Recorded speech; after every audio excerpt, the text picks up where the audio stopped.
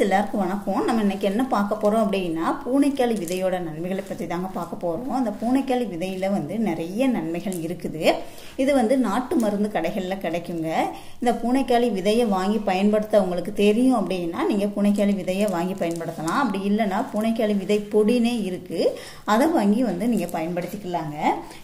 இதனால என்ன நன்மை அப்படின்னு பார்த்தீங்கன்னா நரம்பு மண்டல பிரச்சனைகளை தீர்க்கக்கூடியது மட்டுமல்லங்க, ஆண்மை சக்தி பெறுவதிலும் முதன்மை பங்கு வகிக்குது இந்த பூனைக்காளி விதை. இதனுடைய அதிசய மருத்துவ பயன்கள் என்ன அப்படின்னு தான் நம்ம இன்னைக்கு பார்க்க போறோம். இது பார்த்தீங்க அப்படின்னா பட்டாணி வகையை சார்ந்ததுங்க. இது பொதுவாக ஆசிய ஆப்பிரிக்கா நாடுகள்ல அதிகமா விளையக்கூடியது. தமிழ்நாட்டில் பார்த்தீங்கன்னா அங்கங்க விளையுது. இது ஆண் மலட்டுத்தன்மைக்கு சரியான மருந்துங்க. இதோட மேலுள்ள தோலை நீக்கிறணும், உள்ளுள்ள பருப்பு மட்டும்தான் நம்ம பயன்படுத்தணும். நம்ம இதுக்கு பயன்படுத்த தெரிஞ்சால் மட்டும் பயன்படுத்துங்க. அப்படி இல்லைன்னா பூனைக்காளி விதை பொடினே இருக்கு, அதை நீங்கள் யூஸ் பண்ணிக்கலாம். நம் முன்னோர்கள் இதோட சிறப்பு அம்சங்களை தெரிஞ்சுதான் இதை உணவுலையும் பயன்படுத்திட்டு வந்திருக்கிறாங்க.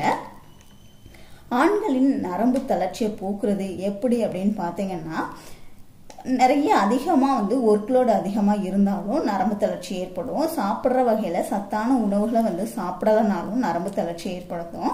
அப்படி இல்லை அப்படின்னா சின்ன வயசுலேருந்தே கைப்பழக்கம், மது, புகையிலை இந்த மாதிரி கெட்ட பழக்கத்தினாலும் வீணாய் போயிருக்கும் உங்களுக்கு விந்து.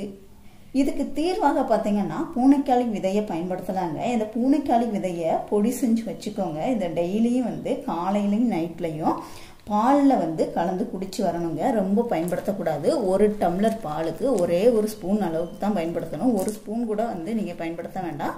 ஒரு அரை ஸ்பூன் அளவு பயன்படுத்தினா கூட போதும். இது அதிகமாக பயன்படுத்தக்கூடாதுங்க.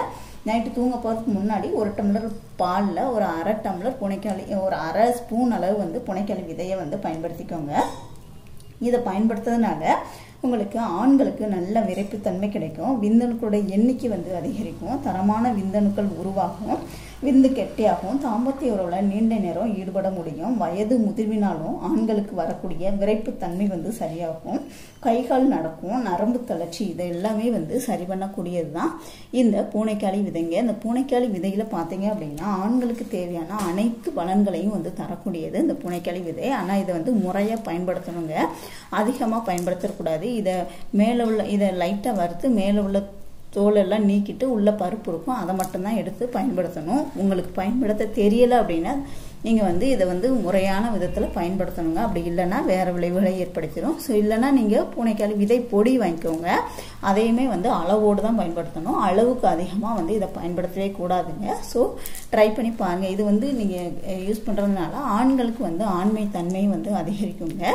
ஸோ ட்ரை பண்ணி பாருங்கள். வீடியோ பிடிச்சிருந்துச்சுன்னா லைக் பண்ணுங்கள், ஷேர் பண்ணுங்கள், கமெண்ட் பண்ணுங்கள். மறக்காமல் நம்ம சேனலுக்கு இது வரைக்கும் சப்ஸ்கிரைப் பண்ணலைன்னா கண்டிப்பாக சப்ஸ்கிரைப் பண்ணிக்கோங்க. கூடவே பெல் சிம்பலையும் கிளிக் பண்ணிக்கோங்க. தேங்க்யூ.